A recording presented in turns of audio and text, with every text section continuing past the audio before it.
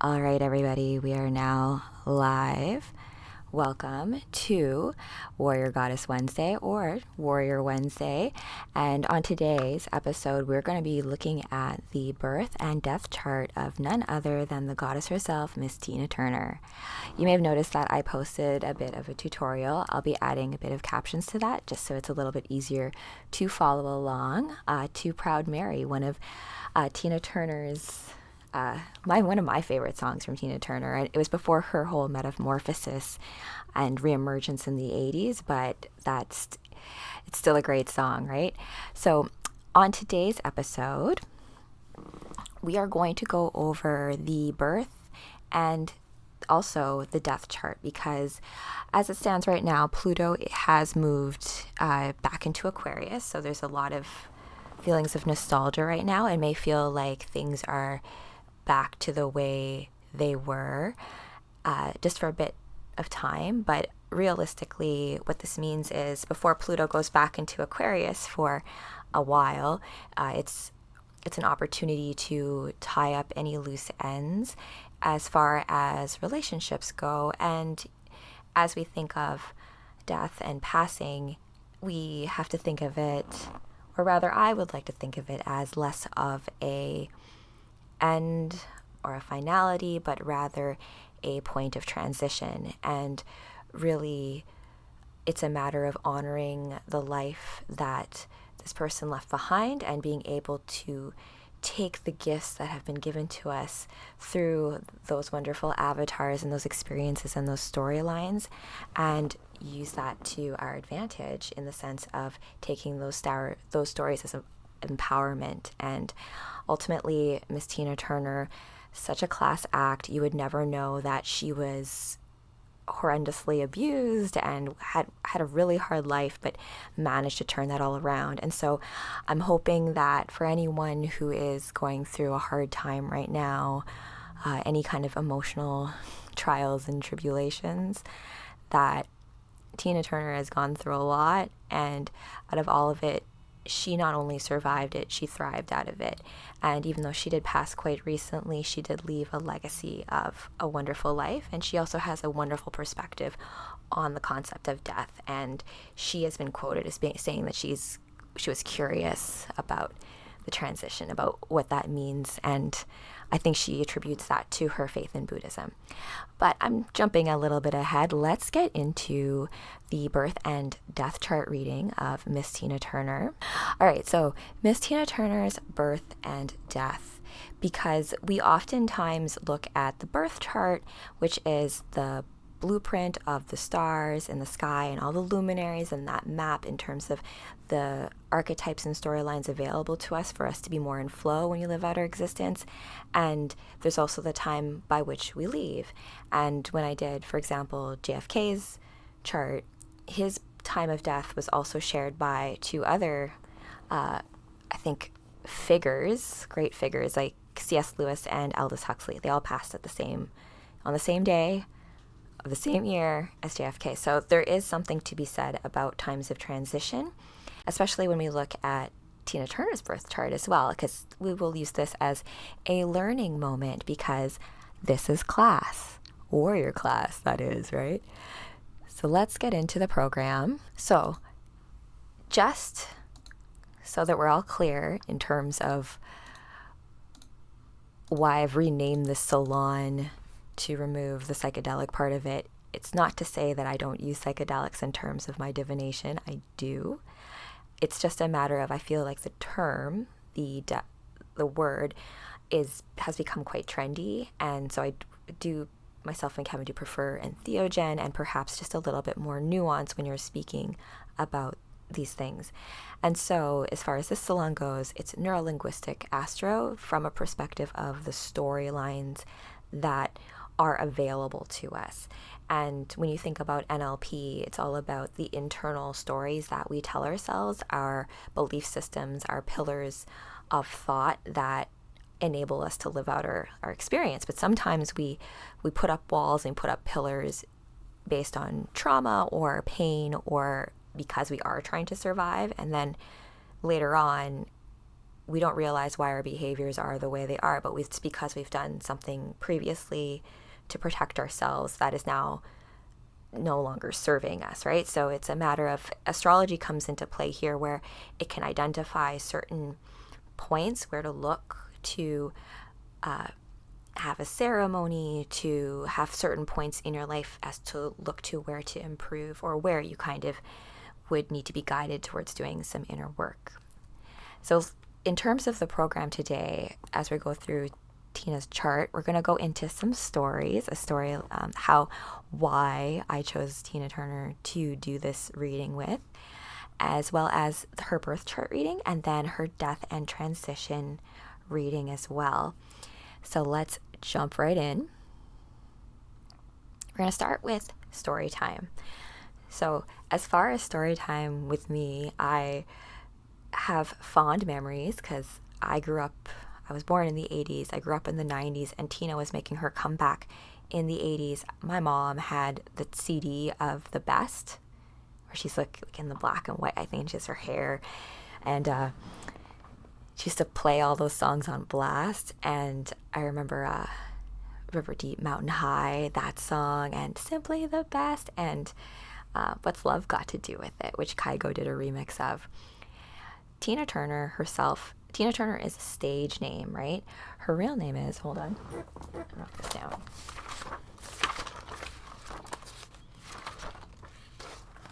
Anime Bullock. So she was born Anime Bullock in Brownsville, Tennessee. She is a Leo rising as well, which I think we can kind of tell. She's got that vivacious energy, but that's not all the fire that we have going on in her chart. Tina Turner's, I think this is a good opportunity to go into why what we call things matter, the names of things matter, because when Tina Turner was severely abused by her husband, Ike Turner, and that was such a crazy power dynamic, because he knew that she was such a talent and he controlled her completely, and he created the environment in such a way that she could never leave. And she was such a soft-hearted person that she stayed, and like all these excuses. And that movie, What's Love Got to Do with It, that Kevin we rewatched recently, Angela Bassett does an amazing job of, she's ripped AF in that. But going back to the name of things, Tina Turner is a name. It's a name that Ike Turner gave her. When she went through her divorce with Ike Turner, she kept 2 cars and her name. Everything else, the money, the cash, all of that, Ike got to keep that. She just needed her name because she knew what she could do with it. And even for that, he fought her for. And that's something to be said about how we live out our lives in this existence. The name that we're given to us, it is a persona. And throughout our life, we wear different personas. We do wear different masks based on the relationships that we have with people. But it is also important to have a true self-image, right? One that has integrity to it. And when you're in a position where your relationships are making you lose yourself, it's important to delve down deep and remember who it is you truly are and find that strength, because Tina Turner, after all that abuse, she did eventually leave, and she became even bigger on her own than she ever was with Ike Turner, right? But I'm going to get into some details. So Sagittarius and Geminis, we are still in Gemini season, the tail end of it. They are both mutable signs, and meaning that they're the distributors, the flexible signs of the zodiac. They also end up being opposing signs, so there's a relationship there. Let's get into the beginning of Tina's chart. She is a Sagittarius, and as you can see here, there's a lot going on in that part of her chart. So she's got the Mercury and Venus, me too, in the same sign of Sagittarius. Her Sun and Mercury are conjunct. So if you have seen my presentation about Mercury, it's all about communication, the voice, your throat chakra, how you express. That's so tied to the Sun, and you can definitely feel that in how she's able to express. She's also talked about how chanting has helped her a lot in terms of healing and cultivating inner strength. And that is definitely felt here. These two luminaries oppose her moon, which is in Gemini. So I also have this placement. And the thing about Gemini is that it definitely, she's got that opposition then, right, between her sun and her moon. And so that means that your inner world and your outer world, there can be this push and pull. And you could definitely see that, like, you have your stage persona and then who you are at home. And so even when she was going through all of that abuse and all that pain, no one could tell because she still put on a brave face, put on your makeup and you're gonna go. Other things to note in her birth chart are that, here we go, Mars is in Pisces. So this is something that she shares with Marilyn Monroe. People say that Mars in Pisces is a challenging position just because Pisces rules the world of dreams, the unseen world, and Mars is very root chakra and very material world. And so it can feel almost stifled in the sign of Pisces, almost a feeling of frustration, like your dreams will never come true. However, just like with all challenging placements, if you can work through the lessons of that placement, you get a lot of treasure at the end. So that ended up happening. She had to work through a lot in order to get her freedom and get her self-autonomy and stand in her own power. But she did eventually do that, and her dreams became completely realized. The next thing I wanted to talk about was her fire grand trine. So she's got two of them, but I'm going to talk about one just to give you guys an idea of aspects in astrology. So all this stuff going on in Sagittarius, I'm sure I have a few Sagittariuses watching this right now. It doesn't mean that you're going to have the same life experience and life story as Miss Tina Turner because you have even this kind of placement. So for example, I have this, but just in a different sign. So the fact that Mercury, Venus, and the Sun are in the same sign is going to be different if you're in, let's say, Leo or Libra. Those come with it very different energies of those planets and those placements. But what I want to talk about is the grand fire trine that she has with her ascendant, her Sun, and Saturn. So these are very powerful positions, and they're in fire signs. So when you think of a trine, they share an elemental quality to them. So it's a grand fire trine. And grand trines in Astro are also known as talent trines, and just they express gifts that this individual should express in this lifetime. And when I say should express, I mean from a perspective of just like fruits that grow on a tree, if they go unpicked, then they just rot. So it's a matter of recognizing talent and then cultivating that talent so that you can express and share that talent. And definitely in the sign of Sagittarius, it's about distributing and sharing her gifts of what this fire gives her. So even in her voice, the way that she sounds, like it's just like rough. In the movie, Ike says that she sings really like almost like a dude, like a masculine kind of voice, but it's more of an energy where that's coming from, that deep kind of guttural energy. And before we go into her death chart, we're going to just take a quick look at Chiron, which is the key, which sits in Cancer. And this typically deals with, as I said, the wounds that need healing and where things need to be looked at in order to heal those wounds. And Cancer, we're approaching the sign of Cancer, and it's all about home life, ensuring that your home life ends up being a place of safety and security.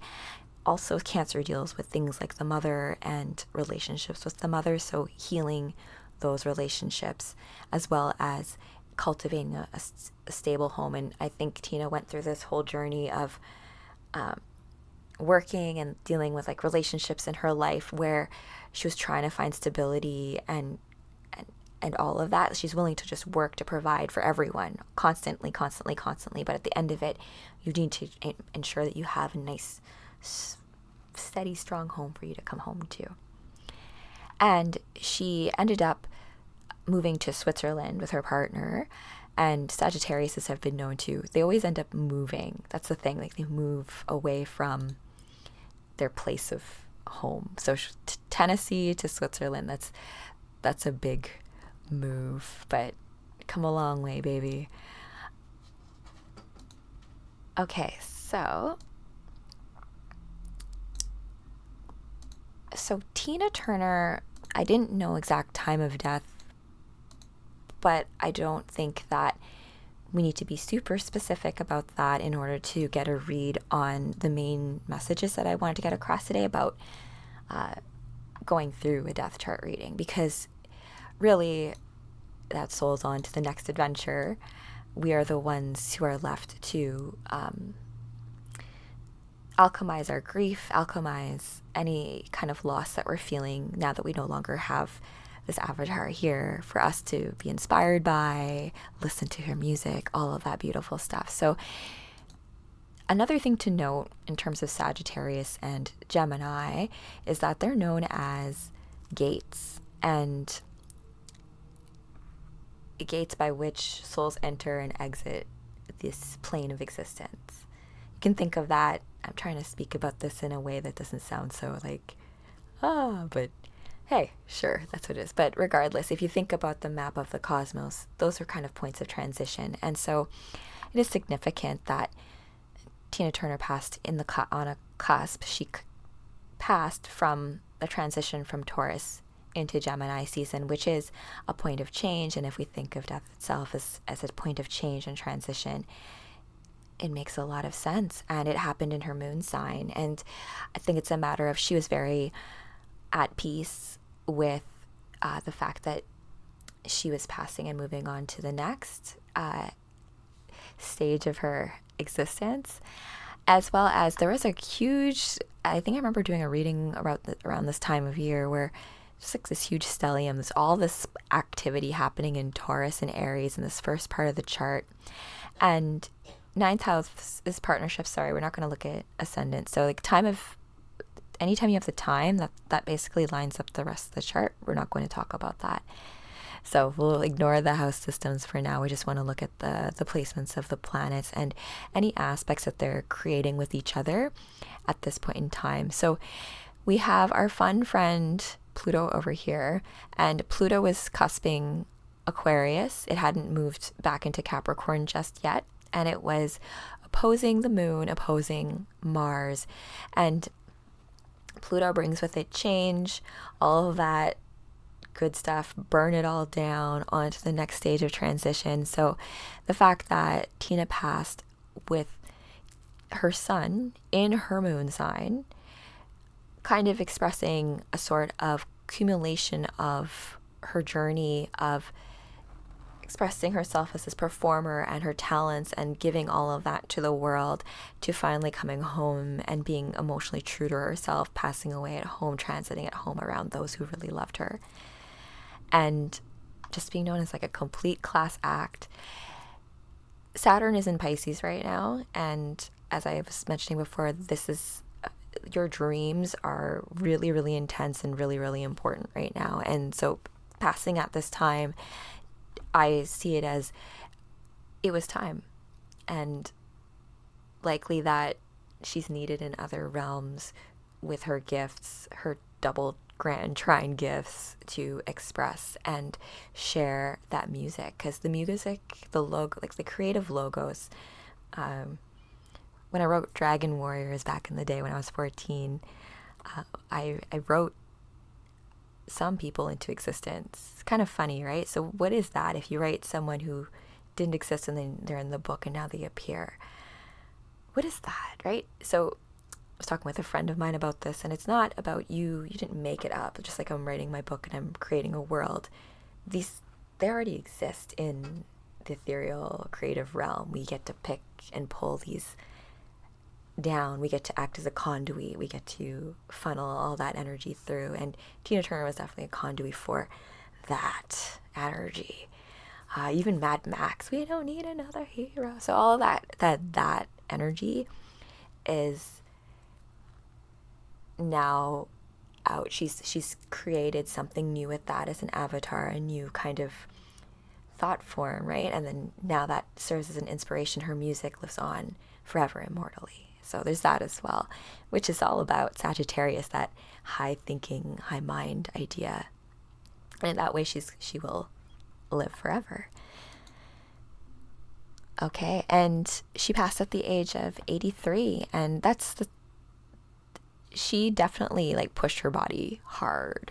She's spoken a bit about how she probably should have taken care of herself a little bit more, but hey, she's got all like that Leo energy, that like hustle energy. You also just need to take care of yourself. That's just as to all hustlers, even those with grand trines. So just some cosmic terms before we end off the presentation. So we have a grand trine formation, and she has not one, but 2 grand trine formations in the element of fire. And trine formations such as these also stand for talent trines, where there is a gift or blessing or talent that is required to be used in this incarnation, because other storylines also require you acting out your storyline. It's all synergistic. And in terms of the alchemy of astrology, the modalities referring to being cardinal, fixed, and mutable, and how I was saying, we break it up into quadrants. These modalities, as they work with each other, even within people, sometimes that's why in certain groups, certain bands, any kind of formation, you'll have people who are like idea generators, and then people who are gestations, and then people who are distributors. And not always at the same time for the same things. I say this as a project manager. It's about identifying what people are best at and like having people do that. And that's my Taurus talking. So we're going to get into more of that in a later presentation about the alchemy of Astro, just because there's also some really fun glyphs and research behind that as well. All right, so we have reached the end of this presentation. So for more magic, I am currently updating my website to include a birth chart calculator as well as a synastry chart calculator that you can use just so you can follow along with the readings in these presentations. I have also opened up Warrior Goddess Coaching, which is monthly coaching where you will get workouts to your inbox fresh every Monday, and it includes a whole lifting program and cardio program, as well as we're going to have Warrior Class Wednesdays, which is going to be a lesson based on things from supplementation, proper workout form, breathing, injury prevention, flexibility, how to lose fat, how to all of that kind of good stuff, just from being personal trainers and bringing that into just living out your life as a human being. Right? So stay tuned for that. Okay, so now I'm just going to close off this show. Thank you so much for joining me on this presentation of Tina Turner's birth and death chart on Neurolinguistic Astrology Live, Sacred Stories About the Stars.